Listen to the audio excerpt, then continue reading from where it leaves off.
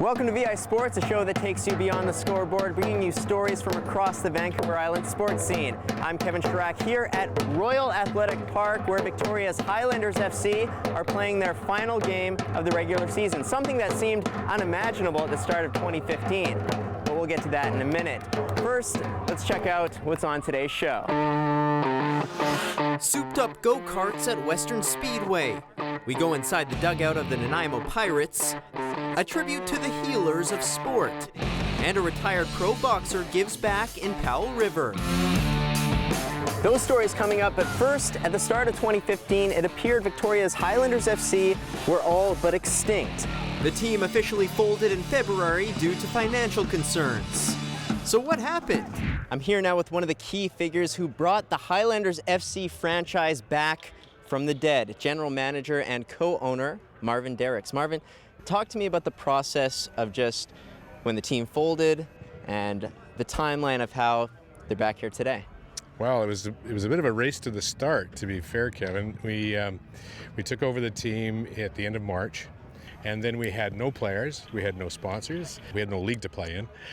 So really very quickly we had to put all that back together again, and quite early on we got a great indication that there was real interest in keeping the Highlanders name and the soccer alive in Victoria. So very quickly we had sponsors, we had a league to play in, an armory of volunteers, and 90% of the season ticket purchasers stayed on side. So it was really encouraging the way that went, and it's turned out well. To develop, you have to play, right? And without Highlanders, we wouldn't be able to play anywhere. We'd just be at home, or we'd have to go somewhere else to play. Play FIFA? Yeah, playing FIFA, yeah, exactly. Without Highlanders FC, what would you be doing right now? Likely we'd have a bit more of a relaxing summer. It's probable that we'd be having informal get-togethers with the Vike squad, but not any real organized soccer. UVic coach Bruce Wilson stepped up and said, look, this is a good thing for the players to consider doing. You know, we very quickly had a core of those players, and the others came to us as soon as the VISL season was over. So it was probably the easiest of all of our tasks, was to find players that wanted to play.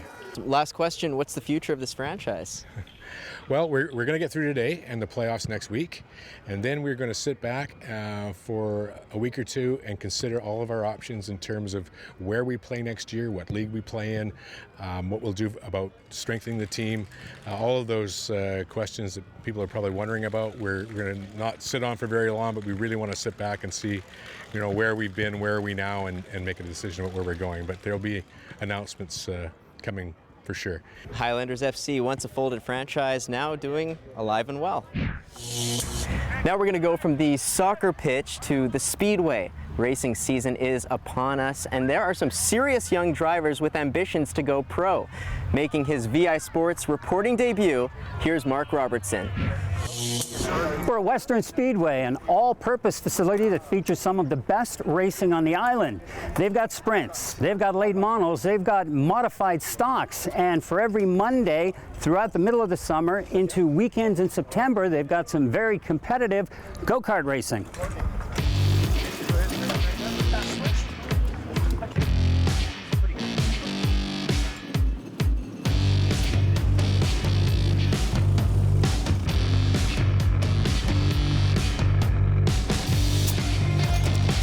You know, karting's really big on the island here. One of the things I think that makes it unique is the fact that we are on an island, so it's quite expensive to go off island to travel elsewhere. So you end up with a high concentration of people that end up getting into niche hobbies like this. For the children getting into it, most of them will get into what they call a four-stroke kart. We run a junior class, which is basically your 6 or 7-year-old entry to about 11 years old. Then we run a Honda Light, which is your 11-year-old to 16-year-olds, and then the Honda Senior class, which will be your 16 to unlimited. So if you're thinking these are the same go-karts you can rent at your local family kartways, well, you'd be thinking wrong. These are purpose-built machines. They'll run anywhere from 80 to over 100 kilometers per hour.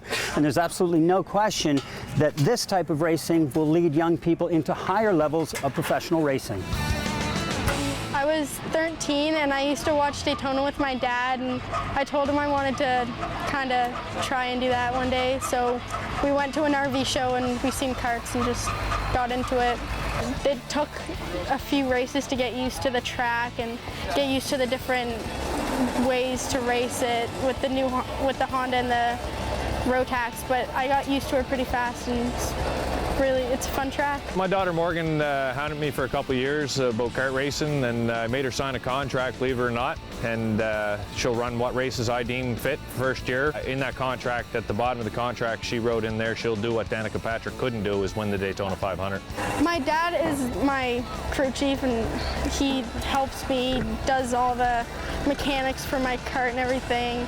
And my parents always, my mom and my sister always come and support me, and they sit up in the stands and help when we need them to. So, and my grandparents come out to help now that we're out here. We moved here in 2006. We had a friend here who did go-karts, and then we just went from there, and then I moved up classes. I gradually moved up from first stroke junior to senior to Rotax junior to senior. As the young drivers gain experience, they'll quickly move through the ranks. The better the driver, the faster and more responsive the kart. The Rotaxes are really itchy. Like if you the throttle, if you press it a little bit, it just goes off. So they're twitchy. Yep. The four strokes are really easygoing. They start off slow and gradually get faster. Otherwise, in the Rotax, you if you press on the gas, you just go flying. For a lot of kids, their dream is to be a race car driver, and if you look at most professional drivers, they have started out in karts. So it is something that's right up there with any other sport. Do you want to be a professional race car driver one day? Yes, F1. Honestly, so fun. You make so many friends, and my confidence has boosted so much since I started. Right now, I'm taking it pretty serious. Maybe later on in life, I might do something else, but right now, I think I'm just gonna stick with racing. So if you want to check out some great karting or get involved in the sport yourself, check out the website at victoriakarting.com or come on down to Western Speedway. I'm Mark Robertson at Western Speedway in Langford.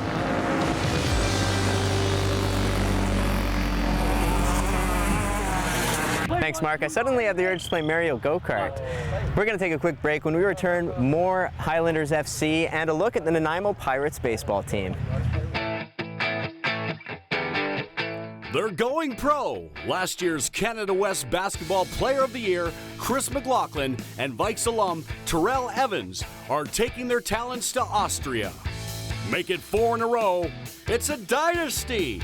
The Beacon Hill All-Stars captured their 4th straight baseball Little League district title. UVic strikes gold. Current and former Vikes Jacob Kudis and Kai Langerfeld took home rowing gold at the Pan Am Games. The West Shore Rebels have found their quarterback. Ashton McKinnon has returned home from the University of Manitoba and is entering his first year in the Canadian Junior Football League. You're watching VI Sports on Shaw TV. Welcome back to Royal Athletic Park. Highlanders FC is the backdrop, and for many of these young players, this summer league is all about developing their skills and improving. And that also rings true for the players in our next story as we head up island to meet the Nanaimo Pirates. It is said that America's favorite pastime is baseball. And here in Nanaimo, spending the hot days of summer at Soroxman Stadium is the best place to be. Baseball is my favorite thing to do. You know, I love it, and I just love coming out on the field with my 9 other brothers and going out to get a win, and nothing feels better than that. I want to move on and maybe hopefully play in the bigs one day. That's a dream of mine, and that's why I play every day. The Nanaimo Pirates baseball program gives local players the chance to play premier baseball, which helps take their game to the next level and opens doors for more opportunity within the sport. Doug Rogers does a great job moving guys on to the next level. We already have about 6 guys, I think, now moving on to college baseball, which is really nice to see. Nice to see kids forward their dream for baseball. It's really cool to see. It brings a lot of opportunities. Scouts come out and watch us because we're up there in the standings. I think they do a great job here preparing you for what comes next. there's tons of kids that move on. And like I said, this program moves those kids on. And another assistant coach that we have right now is moving on down in the States. There's a lot of kids out to the field today that are looking at getting drafted, looking at going Division I and playing even higher level baseball. So there's just an awesome opportunity for kids to move on at this level. One of those opportunities that pitcher Josh Bergman received was being hand-picked for the Canadian national junior team, coached by Greg Hamilton. Being on the Canadian junior national team was a huge experience for me. I learned a lot. You know, you get to go down, you get to throw against professional baseball players, and you really learn how to play the game, and they play the game right, and that's where you got to get to if you want to play there, and that's where I want to be. So I really look towards them, and it's really helped me in my game, and just playing on that team. It's been a huge honor, and I can't thank Greg Hamilton enough for giving me that opportunity and representing your country. There's no other feeling, and I can't thank him enough. It's really fun to help these kids and see them improve and see them especially succeed. It's really fun to see. These kids work extremely hard. It's just awesome seeing their level rise to the point where we're looking to win playoff baseball and the kids are looking to move on to the next level. And for me to be able to be a part of that is just, it's just can't even ask for any more than that. This next story goes out to the men and women you see on the sidelines, often with a water bottle in one hand and medical tape in the other. Athletes and teams rely on them to keep them healthy and game ready. In all sports, whether it be hockey, basketball, or rugby, especially rugby, injuries are inevitable. Tore all the ligaments and displaced all the bones in my left wrist. Recently broke my foot. Tore my labrum, rotator, and capsule. Shoulder surgery, a lot of lower back issues. A sports hernia, a couple concussions. Pretty much a little bit of everything. Just about everything, yeah. For most players on the Canadian men's rugby team, the training room has become a second home. How often are you in this room? Every day. The rugby player is getting stronger, he's getting faster, he's getting bigger, so the collisions are bigger. So what you're getting is more impact injuries. You kind of expect the unexpected. If I go like this. Danielle Ma is the team's lead therapist. Our medical goal is just optimize their health and player welfare and well-being for optimal performance, really. It's a behind-the-scenes role that rarely gets the spotlight, but is essential for today's athlete. One of the most important positions in our management team. Making calculated decisions on players' health with input from Rugby Canada's strength and training team. Every injured player is sent through a highly structured process to get them back on the field. We assess the injury initially, assess how much healing time, as we call our stage 1, and after that, then stage 2 will be back into, regaining strength. So over that period, sort of the initial strength. 3 would be, increasing that dynamic, strengthening sort of what we sort of integrate slowly in our, return to play into rugby-specific skills for this sport. And then the final phase, which is, what we call return to performance. So that final stage is where we literally bring the player up to standard from a physical perspective into their normal training regime. But sometimes the only solution is rest. 4 weeks is better than 12. Which means delivering bad news is part of the job. We'll deal with it once everyone's strapped up, okay? So there's a big trust thing there, and that trust thing comes from your physio being technically very good, have good relationships with the players. Proper treatment could mean the difference in an athlete's career. So you switch legs. And not only in the professional ranks. Good. 16-year-old Anna Slang plays soccer for Team BC. I train like 5 nights a week. Games every weekend. Vince Avery is a physio who's worked in sports rehab for over 20 years. So you always start off with what you can do and then build off it. He says youth sports are more competitive and demanding than ever. So you're scoping these kids at 10 and 12 years old, and they're getting them to go to these elite training camps, and they're starting them on diets and weightlifting. Anna is receiving treatment for a nagging hip injury. It's huge. It is huge for everyone on my team. Like every girl who plays with me has been to the physio and needs the physio to keep their bodies 100%. We'll look at athletes and nothing is ever career-ending anymore. The surgical technique's getting so much better even in the last 5 to 10 years. There are common injuries, but every athlete is unique. So every treatment requires a creative approach. Avery calls physiotherapy the art form of sports science. It's taking the science of knowing what's going on anatomically in the body, how it's going to heal, how fast it may heal, and then how can you speed that up for this specific thing. Back at the pitch, progress in rugby rehab has become a worldwide collaboration. Everybody's doing research and actually sharing it in between nations. So, you know, what we do here, you know, we were working this year on, you know, hamstring prevention protocol for hamstring injuries, and, you know, that research and collecting data, you know, we share as a collective with World Rugby, you know, in our medical conferences in November. So it definitely is evolving. Physiotherapists won't make the headlines and seldom get credit for team success. But players know their careers rely heavily on the unsung heroes of the sidelines. Without it, I don't think many of the guys would be making it through the training load we get through in a week. So it's definitely a big part of what we do. Probably wouldn't be playing right now, but I don't think any of the guys on the team would. They do everything that, you know, is advised to them, then, you know, we get to see definitely the fruits of our labor.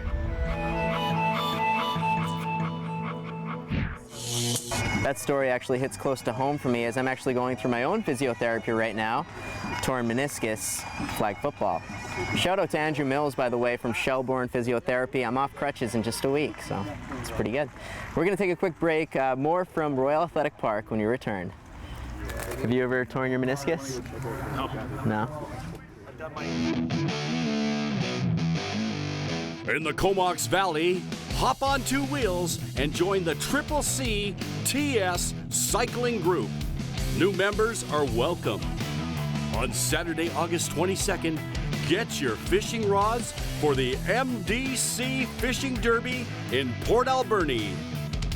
Attention all swimmers. Check out the Greater Victoria Aquathon Series at Thetis Lake. Registration is now open. An obstacle course like no other. The Women 2 Warrior Adventure Race comes to the West Shore on Sunday, August 30th. For VI Sports, it's Hurricane Himes, the sports guy that's not shy. You're watching VI Sports on Shaw TV. For our next story, we're going to head out to Powell River where we meet some... Okay, that was a dive. He just dove. That was such an obvious dive. Jay, that was a dive, right? Was that a dive? That's ridiculous. What you just saw was not real. Diving is ruining soccer. Is it ever okay for a player to dive? It's kind of a tough question. I don't like it. I don't like when players do it. People are going to. Whether or not it's okay, difficult to say. I think probably not. It is cheating. Who's the best actor / diver on the team? It's going to be Tarn. They say you're the best diver on the team. Is that true? Oh, no. When I get hit, I'll go down. I don't go down without contact. Yeah? So you've never embellished for the sake of an advantage to your team? That's not me. No? No. They like to act, no, that's not me. So who's the best diver then on the team? The best diver, Patty Nelson, for sure. Yeah. 100%, yeah. So I'm gonna this next question. I'm gonna ask you. You have to promise to tell the truth, okay? Yeah. Okay. You promise? Yes. Okay. Have you ever taken a dive in a soccer game? Define dive. Have I ever taken a dive? I think I dove once. Have you ever embellished? Yes. 100%. Absolutely. Yeah? Who am I kidding me? Yeah, absolutely. No, yeah, I've gone down easy. No, that's not it. People say dive, but you just plan to get fouled. You know, it's close late in the game, and you get a bit of contact in the box, and you go down a little easier than expected. No, I don't dive. Come on, no, absolutely. I don't dive. Tarn told me. Tarn told me. Patty Nelson for sure. Yeah. 100%. Yeah. He said that you're the best diver on the team. Yeah. That's kind of a compliment, right? Yeah, sure. I'll take it as a compliment. Actually, I'll own that. I kind of hit you like that. It was more like I was running by and you stuck a leg out. Okay, like that. And I just went down very easily. Yeah. That was your. And the ref called that? Yeah, both hands out. You know, it was a little great. bit faster than that. Oh, yeah. Did you make a sound at all? No, I know. Did you do like the hold? No, I did not do that. No? I did not do that. Okay, no. You got a little bit of pride. Yeah, I got a lot of pride actually. So. Yeah, you gotta let go of them. You just gotta let go. Do you make any noise? Do you like? You could yell something. You go something like that. You know, I don't want to give away my tricks. You know. I can't tell you. You're teaching me though. I can't. You just let go of everything. That's it. That's it. That's all I go. Just let go. Just let go. Yeah. Acting tips. See, wait. It's planned falling, not. Yeah. Plan to get fouled. Plan to get fouled. So it's not diving. It's planning to get fouled. Yeah. Yeah. It just doesn't make. This doesn't make. Yeah, that's how I justify. That's how I sleep at night. From my point of view, because I'm not the one doing the diving, if he goes down, I'll yell at the ref, because basically it's just a yelling match at that point, and whoever yells loudest to get the foul usually ends up with it. So I don't worry about my guy whether or not he's hurt, because I know he's not. He's diving, right? So no matter what acting he does, I'm right at the ref, making sure that he knows it's a foul. So valuable lesson, kids at home, if you want to get the call, scream at the ref. Exactly. Next up, we meet a man who I guarantee never took a dive. He's a retired boxer whose career took him all over the world. He even fought on the same fight card as the greatest, Muhammad Ali. Now he lives in Powell River. He's out of the ring, but still in the gym. John McKenzie has the story.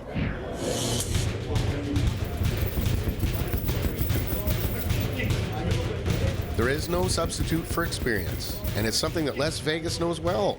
This former pro fighter is running the Powell River Boxing Club, teaching students for free as a way to give back to the sport he loves.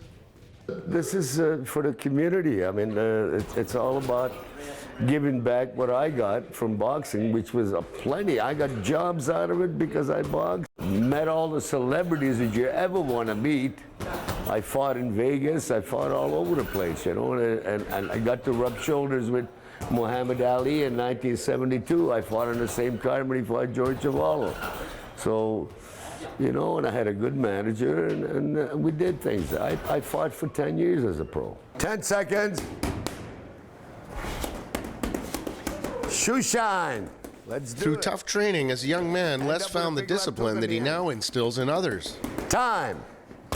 I possibly got into this as a youngster because I was always in scuffles and fights and stuff, you know, and finally the police came to the house and said, why don't you get the kid to go to the boxing club instead of punching kids out in school all the time. So that's exactly what happened. As soon as I walked into the gym, I said, this is for me.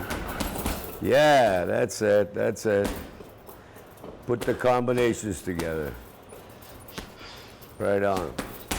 Make him do things that you want him to do, so you're in control, and that's the way you can win a fight. If the guy's controlling you is smarter than you are, you're never going to win.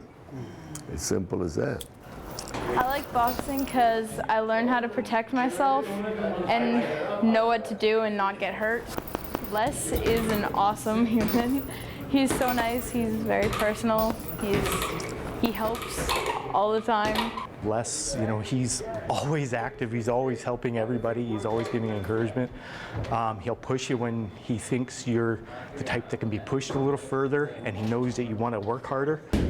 That's right. 1, 2, 3, 4, 5. It is absolutely great for me. I mean, I was 275 pounds before I joined the boxing club, and now I'm 220, so I've lost 55 pounds from boxing. So it's been really good for me. It has changed my life for the better. It seems pretty clear that the discipline and work ethic instilled by regular boxing training can bring about a strong perseverance in all things.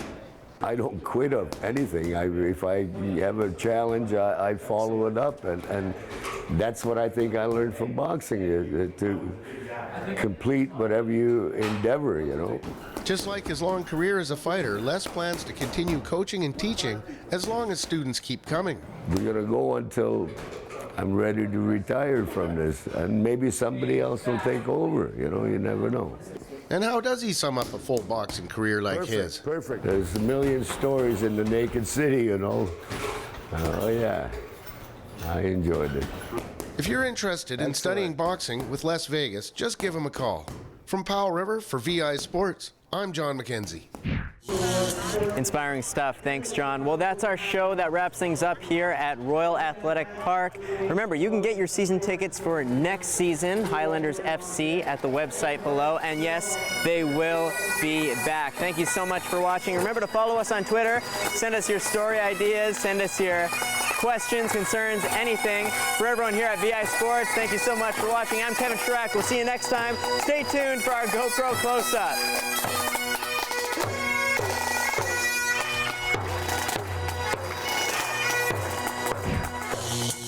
Hi, this is Sarah from Souk, BC, and I'm playing water kayak polo on the west coast, and this is my GoPro close-up.